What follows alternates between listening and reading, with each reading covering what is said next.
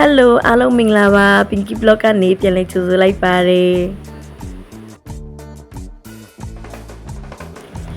Pinky ကတသားလေးတွေအတွက်ကိုbreakfast လေးကိုအခုလိုပြင်ဆင်ပေးနေပါတယ်ပေါ့နော်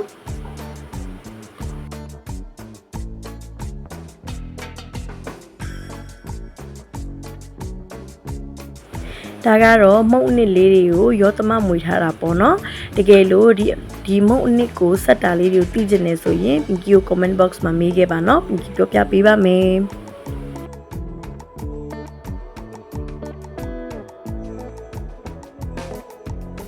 ကဲအခုကတော့ Pinky မုံအနစ်လေးရနေပြီဆိုလို့ရှိရင်တဲမဲပေါင်းအိုးလေးကို Pinky ready လုပ်ပါပြီနော်ပေါင်းအိုးလေးကိုရေဆူလာအောင်အရင်ဆုံးတည်ပေးရပါမယ်အဲ့လိုလုပ်ပြီးတာနဲ့Pinkyကအရင်ဆုံးမုတ်ထဲမဲခွက်ကလေးတွေကိုအစင်သစ်လုပ်ပါတယ်နော်အဲ့လေးတွေကိုစီတုပ်ပြီးမှ ready လုပ်ထားပါတယ်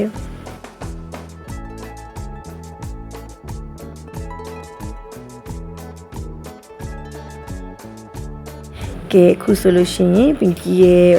ပေါင်းအိုးလေးကဆူလာပြီပေါ့နော်ရေဆူလာပြီဆိုတော့Pinkyရဲ့မုံအနှစ်လေးထဲမှာ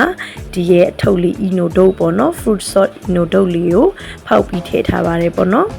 ပြီးတော့သူ့ကို activate ဖြစ်အောင်တမြာသီလေးညှစ်ထားတာပေါ့နော်တကယ်လို့ကိုယ်တမြာသီမညှစ်ချင်ဘူးဆိုလို့ရှိရင်လည်း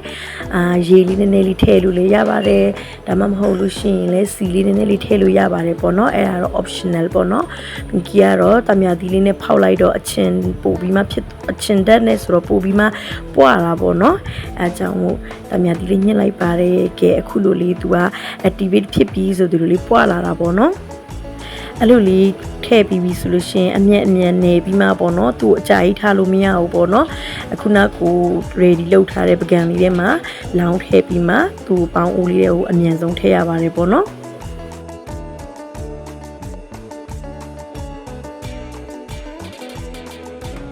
အချိန်ကြာသွားလို့ရှိရင်သူရဲ့ဓာတ်ကပြေးသွားမှဆိုလို့ပေါ့နော်ပြီးတာနဲ့Pinkyကအပေါ်ကနေနည်းနည်းလေးအယောင်တင်မုံလေးဖြူလိုက်ပါတယ်ပေါ့နော်ကြည်လာအောင်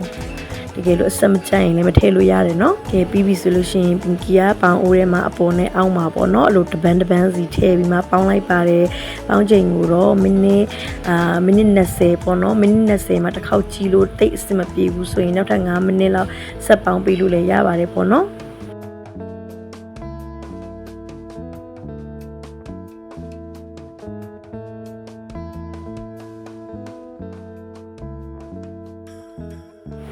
ကဲဒါကတော့အခုPinkyမိနစ်20နဲ့5မိနစ်ပေါင်းပေးတာပေါ့နော်ဒီမှာ